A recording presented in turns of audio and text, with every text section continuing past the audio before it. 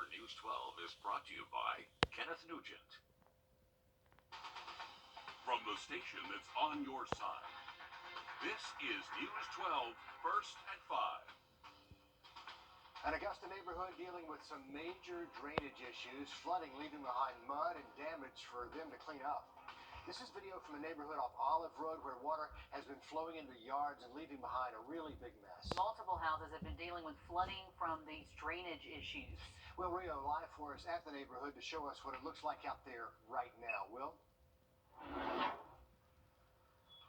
Yeah, Richard, it's not looking good out here right now. The job is clearly not done out here, but the homeowner at this house right here says that this is something that they're used to out here. He's been out here for 20 years, but it's not something that they've ever seen before. Even his front fence in his front yard is completely torn down by the water. You can see that a lot of his grass also is not there, but where we are seeing this issue is right here in these storm drains. It's caused by this, really. It's all of these logs like this and a lot of these sticks that are coming from a retention pond right upstream. It's stacking up in these storm drains, and it's causing the water to come all the way up and making this mess in people's yard. Now, Augusta engineers were out here today, and they say that there is a retention pond that is there's actually a ditch that goes up to a retention pond behind a lot of these houses, and that's where we're seeing the problem. So when it rains, it comes down, that debris gets stacked up into these storm drains and needs to be cleared. Now, Augusta engineers sent us this statement saying, quote, "The thought is that something may have obstructed a box or a storm drain and wouldn't let the water drain. At times, they've also had beaver issues in the ditch behind Wharton Drive, but it was checked last Friday and it was clear." Engineering had some people out there today checking and cleaning the drains, like we said, but the neighbors here say something needs to be fixed. And I guess it'll get worse. I don't know. It ain't gonna heal itself. He pumped it out yesterday. Now I got some big logs in it now. So it's gonna stop again, and I might not be here. And you heard him say that he might not be here. He said he's really concerned when he does come back that he's going to need a kayak when he comes back because there was so much water here today. Coming up on News 12 at 6 o'clock, we hear how these neighbors in this neighborhood are working to get a lot of help out here. Looks like an ongoing problem out there, and I'm sure they're glad for some dry weather to try to dry all that up. What a pain, though, just about every time it is a heavy rain. Something to worry about there. All right, Riley, speaking of heavy... Weekend in just about 10 minutes. Riley, thanks. First at 5, a man pleading guilty to a 2020 murder. Jason Smith sentenced to 30 years in prison for the murder of Andy Patel. Patel was killed 2 years ago during a robbery attempt in Blackville, South Carolina. Also, first at 5, a new report out of Minnesota finds officers in Minneapolis acted in a pattern or practice of race discrimination. Human rights officials announced the findings after 2 years of research since the death of George Floyd. Here at home, the district attorney's office announcing a guilty verdict in a 2018 murder. Richmond County jury finding Lakeisha Stokes guilty of felony murder, voluntary manslaughter, and weapons charges. She's convicted of the killing of 62-year-old Larry White. Stokes facing a maximum penalty of 25 years in prison. The family of a woman who lost both her arms in a devastating dog attack says she has a long way to go, but she survived for a reason. The mother, Kylene Waltman, says she's been fighting for her life since being mauled by 3 dogs back on March 21st. The family mentioned the owner of the dogs also expected to be back in court tomorrow. The U.S. military disposed of a wide range of materials in Iraq and Afghanistan and burned our website. A new report from the Anti-Defamation League shows an increase in anti-Semitic incidents all across the nation. 2,700 reported to the league just last year. In Georgia, they saw an increase by 133% in 2021 compared to 2020. As Adam Murphy reports, a rabbi in Atlanta says he is not surprised to hear about this spike. And look together, but yeah, looking back at those images, it's very hard to see that. Rabbi Ari Salish often reflects on that dark day in 1958 when a group of white supremacists placed a bomb outside the Hebrew Benevolent Congregation Temple on Peachtree Street in Atlanta. These acts of violence are they're devastating. Sadly, some 63 years later, he said acts of hatred toward Jews and other minorities are still prevalent. I feel like that it is part of a larger continuum of seeds of hatred that are focused against minorities, against Jews and against people that individuals see as different. Anti-Semitic incidents reached an all-time high nationwide last year, according to an audit by the Anti-Defamation League. In Georgia, there were 21 incidents in 2020, 49 in 2021, marking a 133% increase. This was Yom Kippur, the holiest day of the year. We were doing the services outdoors because, of course, of the pandemic. And somebody's riding by on their bike on the Beltline and utters a loud slur and against a hateful and vulgar slur, and then rides off. Earlier this year, a student at East Cobb Middle School was seen posing for pictures while wearing a swastika on their sleeve. And just this week, these KKK flyers were found in a Northwest Atlanta neighborhood. This shouldn't happen at all, but especially just thinking about how much I love this community and how it's just unacceptable. Rabbi Solich believes education is the key to overcoming these acts of hatred. He says, you don't defeat darkness with a stick, you defeat it by shining a light. Well, we enjoyed dry weather again this afternoon. That will stick around the next couple of days, but through the weekend, next week, it's going to get a little bit wetter for us. Have a look at that rainfall heading our way just after the break. And it's not what you want to wake up to outside of your house. We hear from a Georgia family about why their yard looks like this. Time and temperature. A quick traffic alert to pass along. The lanes of Fury's Ferry Road right at the pass are blocked due to an accident. It's right in front of Final Cut. So if you're heading out, driving that way, be sure to avoid that area.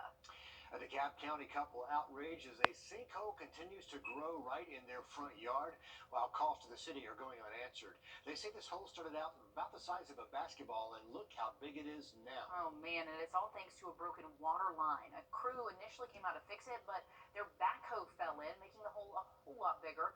It's now been nearly 5 months since the hole first formed. The Postal Service can't get to their mailbox. That mailbox is somewhere right there at the bottom of the hole. It's gotten to the point where it is very unsafe.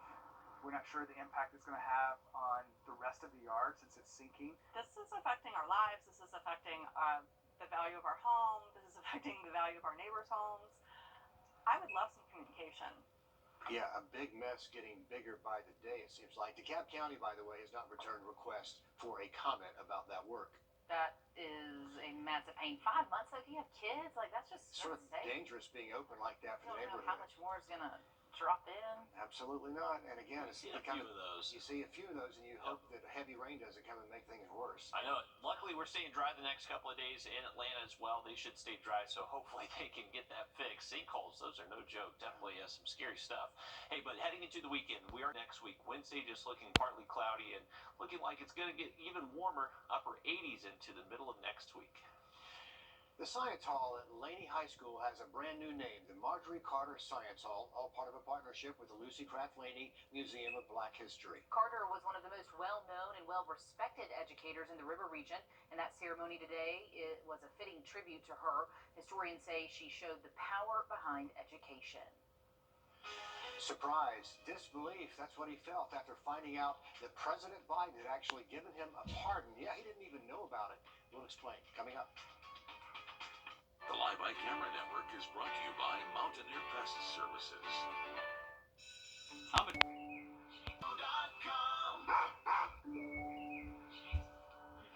This one's for you, my darling. For all the times I made you wait. For all the times I fought with you and you loved me all the same. You held me tight, told me life could be this way. This one's for you, oh my. Thank you for all that you've done. Looking for a unique getaway?